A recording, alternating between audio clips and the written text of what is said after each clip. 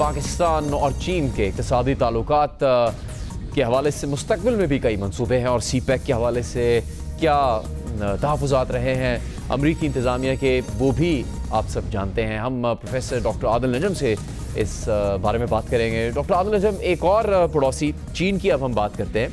Trump दौर में चीन के खिलाफ इक़्तिसादी जंग छेड़ी गई थी, बहुत बयानात थे और किसी भी ना किसी खिताब में वो ज़रूर इसका जिक्र करते थे। बाइडन दौर में ताइवान का इशू गर्म रखा गया।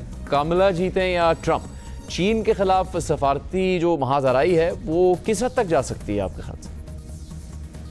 चीन एक ऐसा मसला है, चीन एक ऐसा सवाल है जिसमें एक अमेरिकन कंसेंसस है।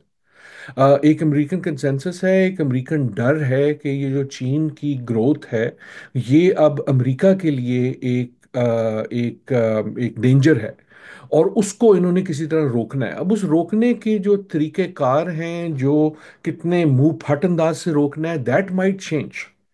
ट्रंप का बोलने का स्टाइल फर्क होगा, लेकिन कंटेन द नीड टू और the desire to contain China जो है वो, चाहे कामला हैरिस हो चाहे वो डोनाल्ड ट्रंप हो, that is an American establishments goal. और वो रहेगा और वो आपको हर तरीके से नजर आएगा। वो आपको इकोनॉमिक वॉरफेयर में नजर आएगा, वो आपको पॉलिटिकल स्पेस में नजर आएगा, वो आपको ग्लोबल इंस्टीट्यूशंस में नजर आ रहा है, वो आपको टेक्नोलॉजी में नजर आ रहा है।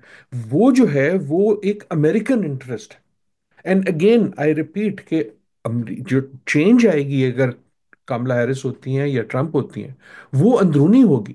बैरूनी मसाइल पे ऐसा नहीं है कि एक आ जाएगा तो कल जो है अमेरिका के एक अलग समत पे चल पड़ेगा। That is not going to happen. Maliya Lodhi साहिबा, नॉन नेटो इत्तेहादी होने के नाते नई अमरीकी इंतजामिया पाकिस्तान पर किसी हद तक दबाव डाल सकती है कि CPEC के दूसरे मरहले को महदूद किया जाए?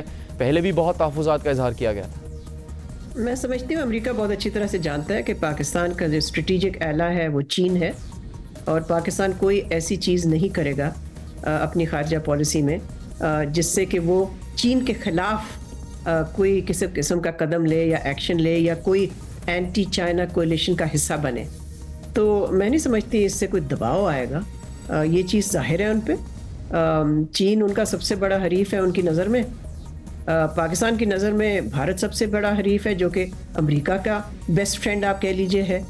तो हमारे जो ताल्लुकात हैं पाकिस्तान और यूनाइटेड स्टेट्स के, वो इन दोनों रियलिटीज़ को तस्लीम करने के बाद ही कोई रीडिफाइन हो सकते हैं। ये दो रियलिटीज़ हैं, ये तब्दील नहीं हो सकती।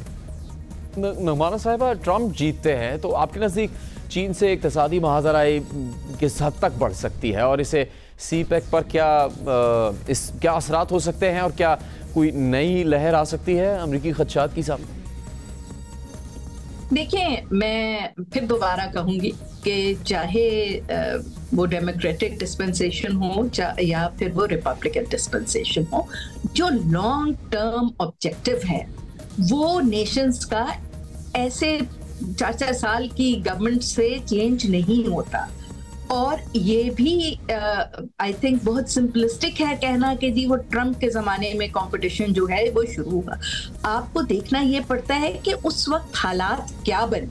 उस वक्त कोई भी डिस्पेंसेशन होती तो शायद वो इसी तरह घबराहट का शिकार होती, क्योंकि उस वक्त चीन अपने 70 साल पूरे करके और उन्होंने अपना नेक्स्ट 10 इयर्स का प्लान बताया था और उन्होंने वो फाइनल जो रिजुविनेशन ऑफ द मदरलैंड का उनका एक ऑब्जेक्टिव है जो 2048 तक कंप्लीट होना है, उसकी तरफ भरपूर तरीके से पेशरफ्त करने का अंदिया दिया।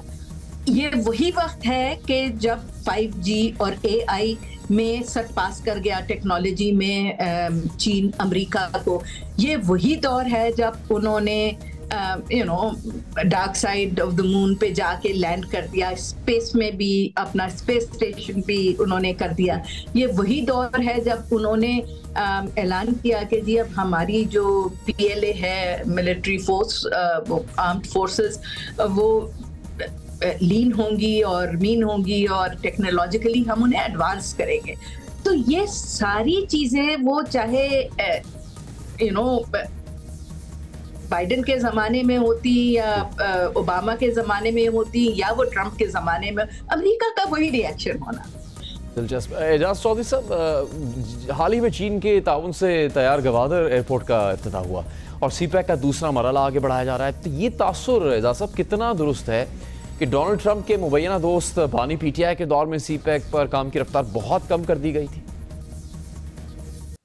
देखिए, सीपैक का जब आगाज हुआ 2015 में तो एक बड़ा जोश खरोश था कि $46 बिलियन, उसके बाद कहा कि हम 61 बिलियन ले जाएंगे, फिर कहा कि 92 बिलियन तक चला जाएगा। फिर जो दौर आया इमरान खान की गवर्नमेंट का, तो वहाँ कुछ सिग्नल्स ऐसे चले गए कि उससे ये थोड़ा स्लो हो गया काम। लेकिन इसका ये मतलब नहीं है कि उस वक्त भी कोई सीपैक से या चीन से कोई दूरी थी, क्योंकि पाकिस्तान की कोई ऐसी हुकूमत नहीं है जो चीन से दूरी चाहती है। लेकिन बहरहाल मामला कुछ परसेप्शंस ऐसी बन गई कि वो स्लो हो गया। उसके बाद फिर जो दूसरी गवर्नमेंट्स आई, इंटरिम गवर्नमेंट आई और अब मौजूदा गवर्नमेंट पे आई, तो उस वक्त अब मसला पॉलिटिकल विल का नहीं है, मसला अब सिक्योरिटी का आ गया बड़ा सा। तो ये तो पाकिस्तान और चीन का है। लेकिन अमेरिका के हवाले से अगर हम देखें तो अमेरिका में तो बाई पार्टीजन कंसेंसस है दोनों कि चीन उनका अब बड़ा कंपेटिटर है, स्ट्रेटेजिक कंपेटिटर है। तो चीन जो है अमेरिका की जो एक जारादारी थी पूरी दुनिया में, मोनोपोली थी, उसको वो चैलेंज कर रहा है। तो चुनांचे वहां पे दोनों पार्टीज जो हैं वो उसके खिलाफ काम करना चाहती हैं। मुशाहिद साहब, चीन से पाकिस्तान ने कर्ज तो लिया लेकिन अदायगी के चैलेंजेस दरपेश रहते हैं। महंगाई, बहुत ज़्यादा महंगाई की वजह से आवाम की क़ुव्वत ख़रीद भी कम हुई है। फिर सिक्योरिटी चैलेंजेस है। पाकिस्तान की हालत चीन को मजीद सरमाकारी से किस कदर रोक रही है? इसमें चीन पाकिस्तान के साथ चट्टान की तरह खड़ा है और आपने देखा कि पिछले 2 सालों में कोई $15 अरब के रोल ओवर किए हैं, पूरी मदद की है, IMF की इमदाद लेने में भी मदद की है। चीन को सिर्फ एक चीज का खतरा है और खदशा है, वो है सिक्योरिटी। पाकिस्तान ने जो वादा किया था उनको फुल प्रूफ सिक्योरिटी का कि हम उनके जो तनसीबात हैं चाइना के सीपैक के हवाले से और जो चाइना के बाशिंदे हैं उनका मुकम्मल दिफा करेंगे, जो हमारा कानूनी फरीजा भी है चीन के साथ या किसी और मुल्क के साथ। लेकिन उसमें पाकिस्तान हुकूमत नाकाम रही है।